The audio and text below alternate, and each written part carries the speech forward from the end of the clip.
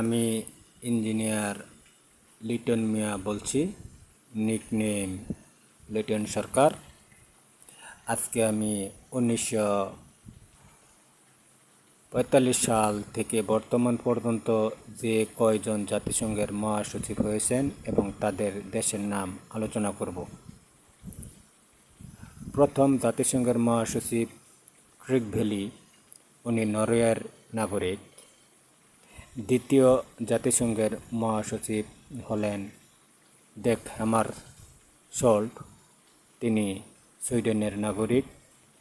তৃতীয় জাতিসংঘের মহাসচিব হলেন ওথান্ড, উনি মায়ানমারের নাগরিক। চতুর্থ জাতিসংঘের মহাসচিব হলেন কোর্ট ওয়াল্ডহেইম, তিনি অস্ট্রিয়ার নাগরিক। পঞ্চম জাতিসংঘের মহাসচিব হলেন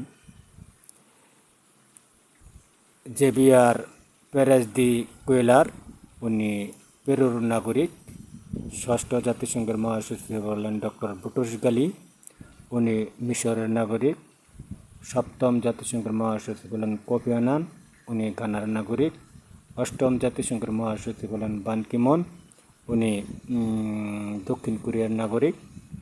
নবম জাতিসংঘের মহাসচিব হলেন অ্যান্টোনিও গুতেরেস, উনি পর্তুগালের নাগরিক।